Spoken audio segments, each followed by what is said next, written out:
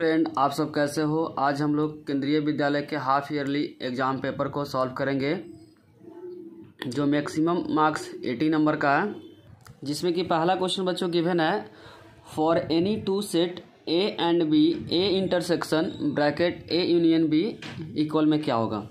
बच्चों ए union B क्या होगा, इसमें दोनों सेट का एलिमेंट आएगा, ए का भी एलिमेंट आएगा और बी का भी एलिमेंट आएगा। दोनों एलिमेंट में कौन सा कॉमन होगा बच्चों, ए कॉमन होगा, क्योंकि इंटरसेक्शन का मतलब होता है ए, इंटरसेक्शन का मतलब होता है कॉमन पार्ट। इसमें दोनों में इसमें ए और बी है, इसमें सिर्फ ए है, तो कॉमन पार्ट क्या होगा बच्चों, ए होगा।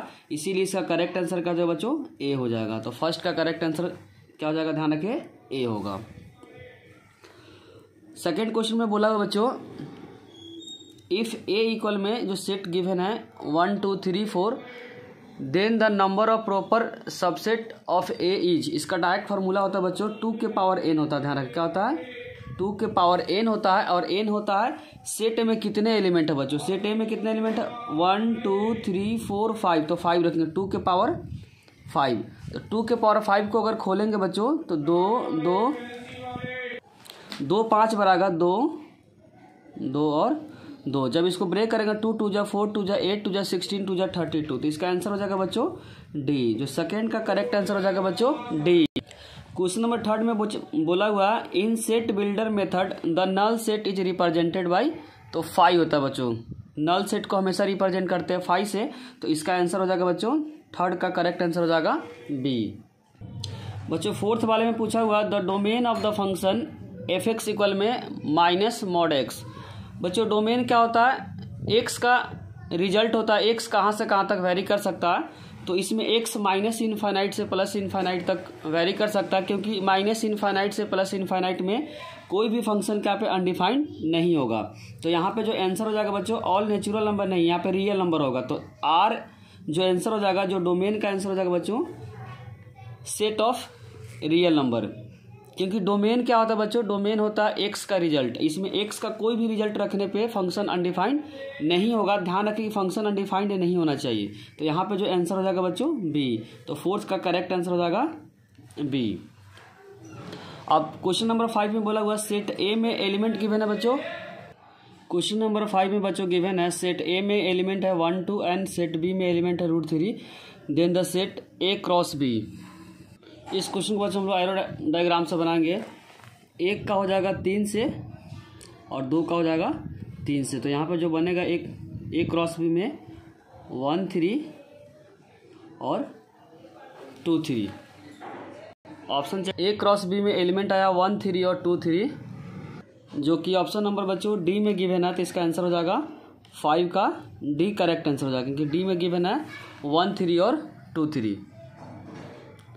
क्वेश्चन नंबर 6 में बच्चों गिवन है if R is a relation from a finite set. Finite का मतलब होता है जिसको बच्चों काउंट कर सकते हैं। सेट हैविंग एम एलिमेंट, कितने एलिमेंट है बच्चों, एम एलिमेंट है, to a finite set B having n element, कितने, इसमें ए सेट में एम एलिमेंट है और बी सेट में एन एलिमेंट है।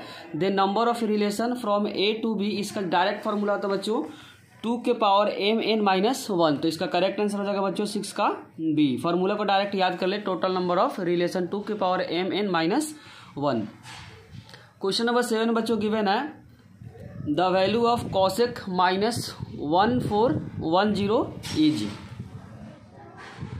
बच्चों कॉसेक का माइनस क्या होता है, बाहर आ जाता है। ध्यान रखिए कॉस और सेक का माइनस खत्म हो जाता है, और बाकी जितने ट्रिगोमेट्रिकल फंक्शन उसका साइन बाहर आ जाता है, तो कॉसेक का साइन क्या हो जाएगा, बाहर आ जाएगा। ध्यान रखिए कॉस और सेक का माइनस खत्म हो जाता है। ध्यान रखिए कॉस और सेक का माइनस क्या होता है, खत्म हो जाता है, बाकी का क्या होता है, माइनस बाहर आ जाता है। तो यहाँ पे माइनस कॉसेक 1410। अब इसको लिख सकते हैं बच्चों 1410 है, तो एक बार अगर हम मूव करते हैं क्वाड्रेंट के हिसाब से तो 360 होगा, फिर 2 बार मूव करेंगे, फिर 3 बार, फिर 4 बार, इसी तरीके से मूव करेंगे बच्चों। तो इसको ऐसे लिख सकते हैं कॉसेक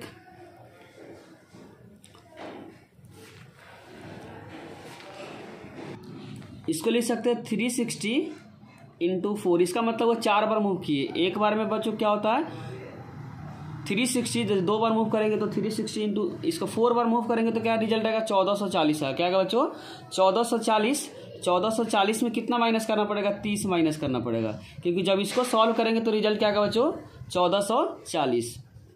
कॉसेक, इसको क्या लिख सकते हैं 1440 माइनस 30।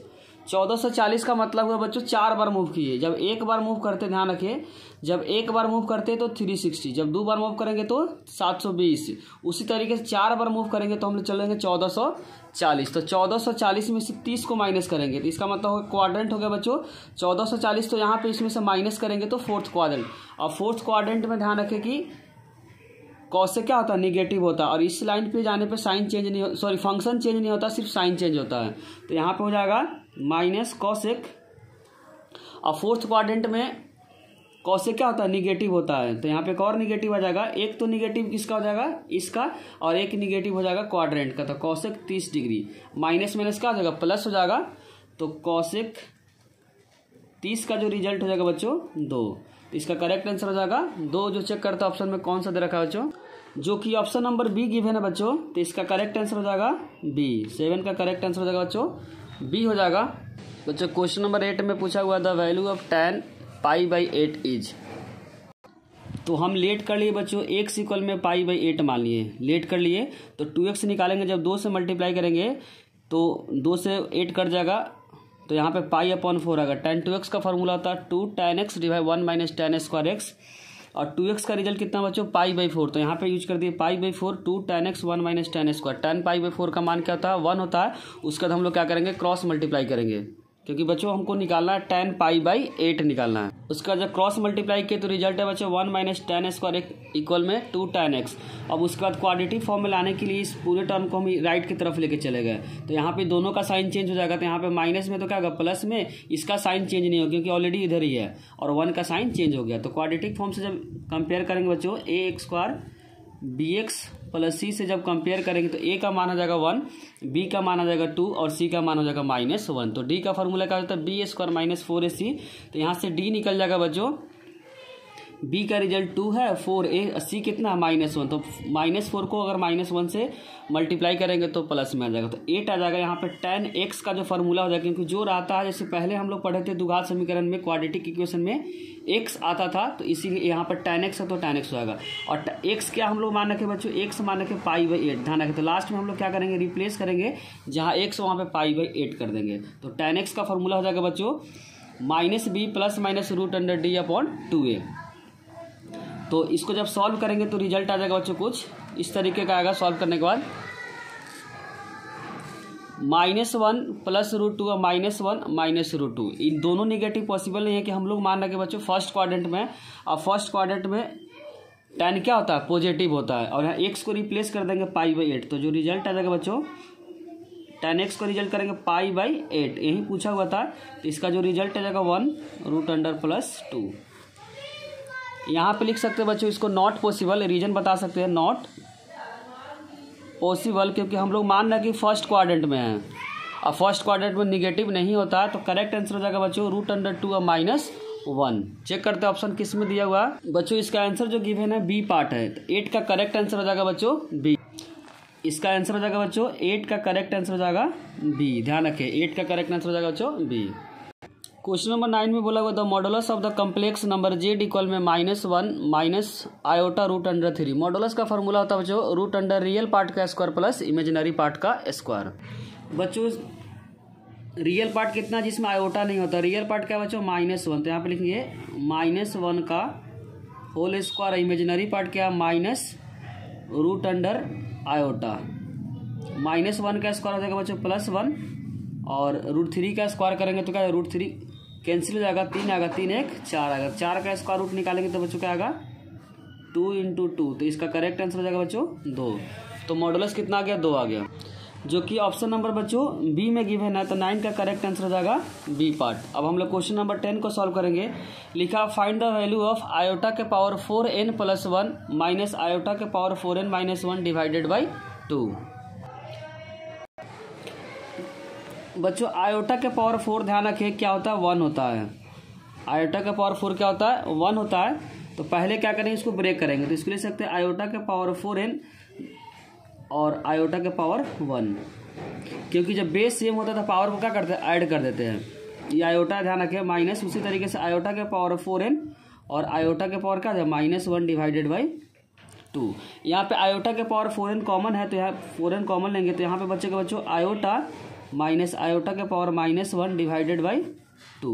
आयोटा के पावर 4n का रिजल्ट क्या होता है 1 होता है। आयोटा के पावर 4 है n या नेचुरल नंबर होगा तो इसका रिजल्ट क्या हो जाएगा बच्चों 1 हो जाएगा। इसका रिजल्ट क्या हो जाएगा 1 हो जाएगा क्योंकि आयोटा के पावर 4 क्या होता है 1 होता है तो यहाँ पे 1 हो जाएगा। और आयोटा माइनस आयोटा के पावर माइनस तो नीचे आयोटा आ जाएगा डिवाइडेड बाई 2। अब उसके बाद क्या करेंगे बच्चों सिंप्लीफाई करेंगे तो यहाँ पे एलसीएम लेंगे 1 और आयोटा का एलसीएम क्या हो जाएगा आयोटा हो जाएगा तो यहाँ पे आयोटा हो जाएगा नीचे 2 है तो 2 हो जाएगा। यहाँ पे आयोटा स्क्वायर हो जाएगा बच्चों आयोटा स्क्वायर -1। आयोटा स्क्वायर का रिजल्ट होता है -1 और -1 डिवाइड बाई 2 आयोटा तो यहाँ पे -2/2 आयोटा 2 से 2 कट जाएगा। अब यहाँ पे रिजल्ट है बच्चों -1/आयोटा तो आयोटा से क्या करेंगे रेशनलाइजेशन करेंगे तो आयोटा अपॉन आयोटा तो यहाँ पे हो जाएगा बच्चों minus iota divided by iota square. Minus iota divided by iota square क्या होता है -1 होता है तो माइनस कैंसिल हो जाता है। करेक्ट आंसर हो जाएगा बच्चों आयोटा। तो क्वेश्चन नंबर 10 का जो करेक्ट आंसर हो जाएगा बच्चों आयोटा जो कि ए नंबर ऑप्शन में गिवन है तो 10 का जो करेक्ट आंसर हो जाएगा बच्चों ए हो जाएगा। क्या हो जाएगा ए। अब हम लोग क्वेश्चन नंबर 11 को सॉल्व करेंगे। 11 में लिखा हुआ in a given inequality 4x + 3 < 6x + 7 solution set is. बच्चों हम लोग x को इधर की तरफ ले जाएंगे और नंबर को हम लोग इधर की तरफ ले जाएंगे तो यहाँ पे जो रिजल्ट हो जाएगा बच्चों 3 और प्लस होता क्या हो जाएगा -7 और 6x + 4x इधर का जाएगा माइनस हो जाएगा तो यहाँ पे जो रिजल्ट आएगा -4 इक्वल में 2x। यहाँ पे 2 मल्टीप्लाई में तो क्या जाएगा डिवाइड तो 4/2 इक्वल में x। यहाँ पर जाएगा -2 x का जो रिजल्ट आएगा बच्चों -2 से बड़ी संख्या होगा तो यहाँ पे जो रिजल्ट ले सकते हैं -2 बड़ी संख्या तो इनफाइनाइट हो जाएगा। यहाँ पे ओपन इंटरवल है इसको भी क्या करेंगे ओपन तो -2 से लेकर -इनफाइनाइट इसका आंसर हो जाएगा जो कि बच्चों ऑप्शन नंबर डी में गिवन है तो इसका करेक्ट आंसर हो जाएगा बच्चों डी। क्वेश्चन नंबर 11 का करेक्ट आंसर हो जाएगा डी। क्वेश्चन नंबर 12 में गिवन है the total number of terms in the expansion of x + a के पावर 100 + x - a के पावर 100 आफ्टर द सिंप्लीफिकेशन। बच्चों इस टाइप का एक फॉर्म होता है x + y के पावर n + x - y के पावर n का अगर टोटल नंबर ऑफ टर्म्स निकालने के लिए आएगा तो अगर n ऑड रहेगा ध्यान रखें बच्चों ऑड रहेगा तो उसका फॉर्मूला होता है टोटल नंबर ऑफ टर्म्स का n + 1 डिवाइडेड बाई 2। अगर इवन रहता है तो उसका फॉर्मूला होता है टोटल नंबर ऑफ टर्म्स का n डिवाइड बाई 2 + 1। तो यहाँ पे बच्चों जो गिवन है पावर कितना है 100 है क्योंकि जो क्वेश्चन में गिवन है बच्चों x + a के पावर 100 + x - a के पावर 100। तो यहाँ पे n क्या है बच्चों इवन नंबर है तो जो टोटल नंबर ऑफ टर्म्स का जो फॉर्मूला हो जाएगा n/2 + 1। तो यहाँ पे लिख सकते हैं n/2 + 1 n क्योंकि बच्चों यहाँ पे इवन नंबर है इवन नंबर का फॉर्म होता है n/2 + 1। n क्या 100 तो 100 + 2 + 1 हो जाएगा तो 100 को अगर 2 से डिवाइड करें 50 + 1 तो आंसर हो जाएगा इसका बच्चों 51। तो क्वेश्चन नंबर 12 का करेक्ट आंसर हो जाएगा बच्चों 51 जो कि ऑप्शन नंबर सी में गिवन है तो इसका आंसर हो जाएगा बच्चों 12 का करेक्ट आंसर हो जाएगा सी। यहाँ पे ऑप्शन नंबर बच्चों सी गिवन है 51। क्वेश्चन नंबर 13 में गिवन है if AM and GM AM का मतलब अर्थमेटिक मीन एंड जीएम का मतलब geometric mean of 2 positive number a and b are 10 and 8 respectively then the number are.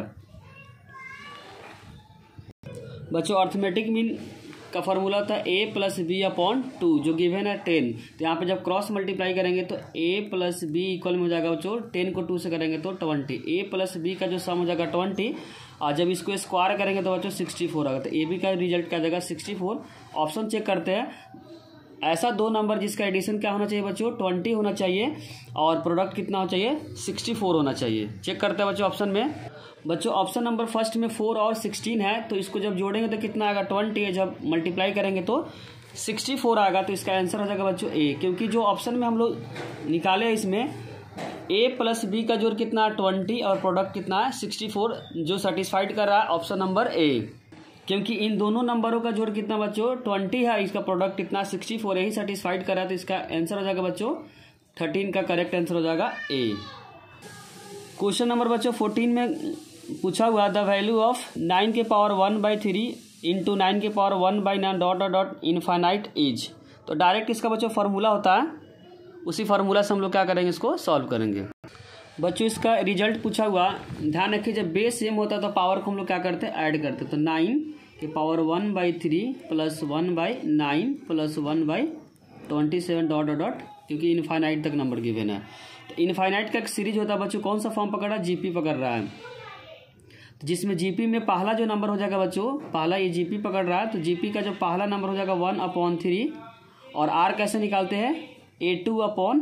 A2 का मतलब होता है दूसरे नंबर पे, तो दूसरा नंबर पे जो नंबर है बच्चों, इसका जो दूसरा नंबर बच्चों गिवन है 1/9, तो 1/9 पहला नंबर 1/3, 3 कट जाएगा, तो यहाँ से रिजल्ट आ गया बच्चों 1/3। अब यहाँ पे एस इनफाइनाइट का एक फार्मूला होता है बच्चों, एस ध्यान रखिए, जीपी का फार्मूला होता है A/1 - R। ये फार्मूला तब अप्लाई करते हैं जब इनफाइनाइट तक सीरीज रहता है, ध्यान रखिए ये फार्मूला तब अप्लाई करते हैं एस इन्फिनिटी, ऐसा जीपी जो इनफाइनाइट तक होता है उसका सम होता है A/1 - R। वही फार्मूला को हम इस्तेमाल करेंगे। तो 9, क्योंकि यह इनफाइनाइट तक है और जीपी है, तो यहाँ पर फार्मूला हो जाएगा A/1 - R। तो यहाँ पर 9, A कितना बच्चों 1/3, R कितना है 1/3। तो यहाँ पे हो जाएगा बच्चों 9 1/3, यहाँ पे एलसीएम लेंगे तो यहाँ पे हो जाएगा बच्चों 3, और यहाँ पे 3 - 1। तो यहाँ से जो रिजल्ट है बच्चों 9 1/3, और यहाँ पे जब माइनस करेंगे, एलसीएम लिया बच्चों, यहाँ पे एलसीएम, तो 3 में से गया तो 2/3 हो जाएगा, क्या हो जाएगा बच्चों 2/3। तो यहाँ पे हो जाएगा 9 1/3, नीचे वाला नंबर सबसे ऊपर चला जाएगा, 9 सबसे नीचे का जो संख्या सबसे ऊपर चला जाएगा, तो 3 क्या आ जाएगा 2, 3 कट जाएगा। तो यहाँ से जो रिजल्ट आ जाएगा बच्चों 9 1/2। तो 9 का स्क्वायर क्या होता है, 3 का स्क्वायर इंटू 1/2।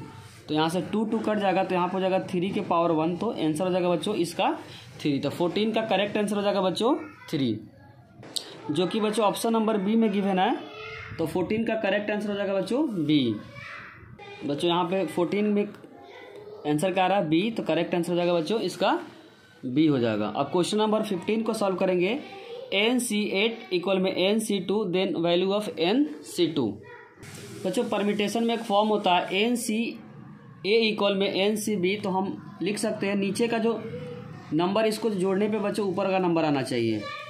नीचे का जो नंबर है इसको जोड़ने के बाद ऊपर वाला संख्या है, A + B का जोड़ हमेशा क्या आना चाहिए, N के बराबर होना चाहिए। तो यहाँ पे गिवन है क्वेश्चन बच्चों NC8, इसी कंसेप्ट का यूज करेंगे, और NC2। तो यहाँ पे N का जो रिजल्ट है बच्चों ये दोनों का सम होगा, तो यहाँ से A निकल जाएगा 8 + 2 इक्वल में 10 आ जाएगा। पूछा क्या बच्चों, इसमें रिजल्ट जो पूछा हुआ क्वेश्चन में NC2 पूछा हुआ, क्या पूछा हुआ NC2, और N हम लोग निकाल लिए, तो यहाँ पर हो जाएगा 10C2। और NCR का फॉर्मूला होता है बच्चों, ध्यान रखिए NCR का फॉर्मूला होता है फैक्टोरियल N फैक्टोरियल R और फैक्टोरियल N - R। उसी कंसेप्ट का हम लोग यूज करेंगे। तो फैक्टोरियल यहाँ पर हो जाएगा 10, फैक्टोरियल 2 और फैक्टोरियल जब डिफरेंस करेंगे तो बच्चों 8 आ जाएगा। C का मतलब होता है कम्बिनेशन, जब 10 को ब्रेक करेंगे तो 10 का 9, और यहाँ 8 से 8 का कट जाएगा, तो यहाँ 2 को ब्रेक करेंगे तो 2 × 1, यहाँ 8 है, 8 से 8 कट जाएगा, 2 से 10 कट जाएगा 5 नंबर पे। तो यहाँ पे जो रिजल्ट आएगा 5 × 9, 5 × 9, तो करेक्ट आंसर हो जाएगा बच्चों इसका 45, जो कि ऑप्शन नंबर बच्चों ए में गिवन है। तो क्वेश्चन नंबर 15 का करेक्ट आंसर हो जाएगा ए, जो कि बच्चों ऑप्शन नंबर ए में गिवन है। अब क्वेश्चन नंबर 16 को पढ़ते हैं। द नंबर ऑफ कोड can be drawn through 21 points on a circle. कोड बनाने के लिए बच्चों कितना पॉइंट चाहिए, 2 पॉइंट चाहिए।